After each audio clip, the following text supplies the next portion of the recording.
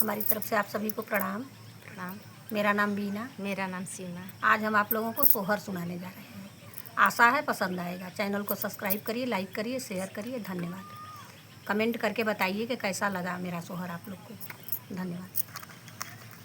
सूतल रहलिया टरिया साहबाजी के बगले, साहबाजी के बगले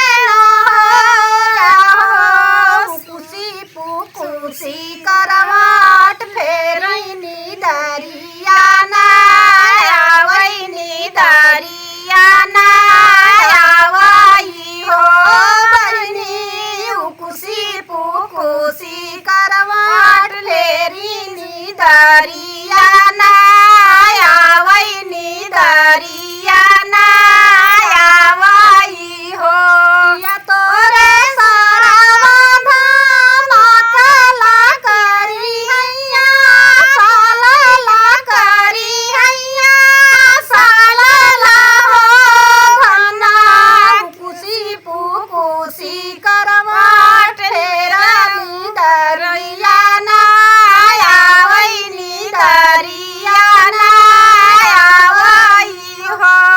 मोरा अधिक धामा काला करी हैया, साला करी हैया, साला हो स्वामी जाई के अम्मा के जगाव दर्द मोरे, हरण दर्द मोरे बाटाई हो। लाज सरामा गिरे बतिया तो अम्मा ना जगावन, अम्मा ना जगावन हो। घोड़ा करिया के ठाड़ी बहिनिया तो बहिनी बहिनी करई, बहिनी बहिनी करई हो। बहिनी प्रेम पियारी तोर भौजिया ता बेदने बिया फूल, बेदने बिया कुल हो। इतना बचना ननदी सुनरी सुनाही नहीं, पवनी सुनाही नहीं, पवनी हो।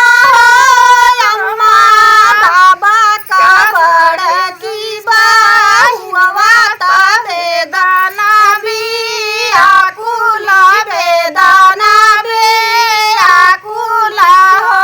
इतना बचना सासू सुननी सुनाही नहीं, पवनी गोड़ तरिया लाइका बैठई, गोड़ तरिया लाइका बैठई हो।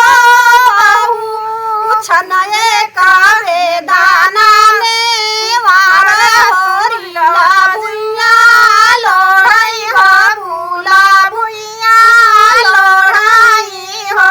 इतना बचना बहू सुननी सनाया नाला, लित भैना उछड़ी पुछड़ी बोलई हो।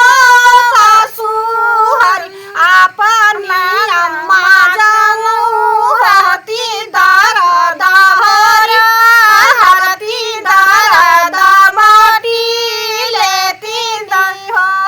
सासू स्वामी जी का अम्मा नीरा मोहिया दरोरीला होरीला करई, बबूला बाबूला करई हो। इतना बचना सासू सुननी तो उठी चली, दहनी तो उठी चली, दिहली ना हो। बहू अम्मा बसावा पीछा वरवा दर्द तोहार, हरई दर्द तोहार हटई हो। बहू मम्मी बसावा पीछा वरवा दर्द तोहार, हरई दर्द तोहार हटई हो। धन्यवाद। पूरा आवाज़ करिएगा, अच्छा लगेगा।